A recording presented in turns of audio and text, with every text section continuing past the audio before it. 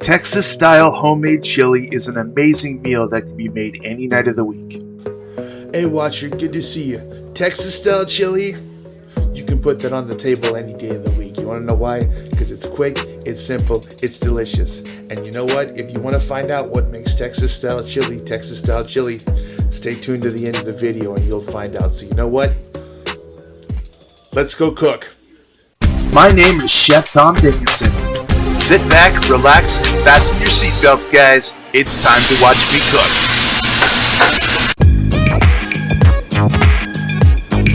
Let's get cooking. Hey watcher, good to see you. Chef Tom Dickinson here. If you're new to the channel, don't forget to hit the like, don't forget to hit the subscribe button. We're also on different platforms. You can find us, Watch Me Cook on Twitch. You can find Watch Me Cook on Instagram. You can find Watch Me Cook on TikTok. And guess what else? This just happened lately. Now you can watch Me Cook on Storyfire. Pretty cool, huh? Storyfire is a great platform. I'm really proud to be a part of it. Texas style chili, it's beautiful, it's decadent, it's a really simple dish, and it's really easy to make. But here's the cool part. We're gonna make this dish completely gluten-free. And how are we gonna make it gluten-free? Well, you know what? I'll show you later on in the video. But first things first, let's get our meats. For this dish, I'm going to need 2 pounds of lean ground beef, a 48-ounce container of beef garlic, white onion, some bell peppers, a whole variety of spices, not to mention some sea salt to season it at the very end. And to garnish, I'm going to need a very good amount of cheddar cheese and finishing it with some green scallions. The first thing I do is I grab my garlic head, I crush it, and I'm gonna break down not 1, not 2, but I'm gonna break down 1, 2, 3 cloves of garlic. Next, using my knife, I cut my onion in half, start getting it ready, and then I dice it into small pieces for my chili. All right, you're going through your stuff, and it seems a little overwhelming. You know what? This is what I want you to do right now. Hit pause. That's right, hit pause. I'm telling you, watching this video, I want you to hit pause, I want you to rewind, and I want you to go over this stuff again until you get it, all right? It's okay. You know why? Because you're trying your best, you're learning. Have you ever done this before? Maybe not, but you know what? You're trying, you're learning, and you're having fun, and that's okay. So you know what? Hit pause, go back, go over it again as many times as you can, and you know what? You can do it.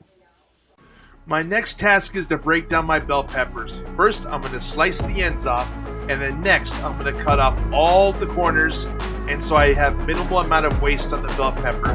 Then I'm going to julienne my bell pepper pieces, and after that, I'm going to turn them over, and I'm going to dice my bell pepper pieces so they're the same size as my onions. Once my bell peppers are diced, now I'm ready to go. All right, our mise en place is cut. Let's get on the stove and let's start cooking our ground beef. I season my ground beef with salt and pepper, and then I start cooking it down into a hot pan.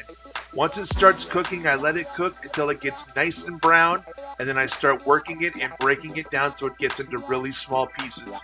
Once it starts cooking, now it's time to start taking it off the stove and get my aromatics going.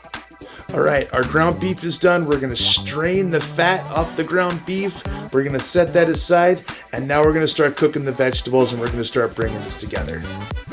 I add my onions, bell peppers, and garlic and start getting them sweating.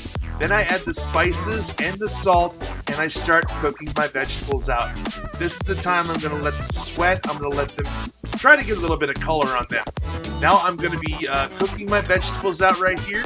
We're going to make sure they're all done, and I really want to get those spices cooked out. Spices are cooked out, now it's time to thicken this chili. Our vegetables are cooking, they're about ready. We're getting ready to add the beef broth in, and guess what? What's the one thing that we're going to need to make this gluten-free and to thicken up this chili? That's right, you guessed it. We're gonna use some rice flour. We're gonna add it to the vegetables. We're gonna make kind of a roux. We're gonna add the beef broth, and we're gonna get it, and we're gonna make it happen. Let's do it. I add the rice flour to my vegetable mixture and I start working it around. As soon as I'm done with that, I add the ground beef back and we start working this mixture. After the ground beef is in and we've let it cooked out, now I'm adding the beef broth. I gotta let this stir for a little bit to get all those lumps out of it, and then we're gonna see the chili get nice and thick. All right, we got the beef broth in. It's starting to thicken up. It's really nice. We cooked out all those spices. We're getting everything done, and we're gonna let it do its thing. But while that's happening, let's get our garnishes together. I thinly sliced some green onions, and I didn't do it on the bias because I wanted to keep it rustic for this nice rustic dish. They're gonna be great.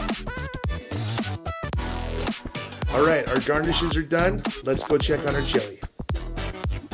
I'm checking on my chili. It's looking really, really good. I'm going to stir it around. It still needs to thicken up a little bit more, and I think it could cook out for a little bit more. You know what they say, the longer it cooks, the better it gets.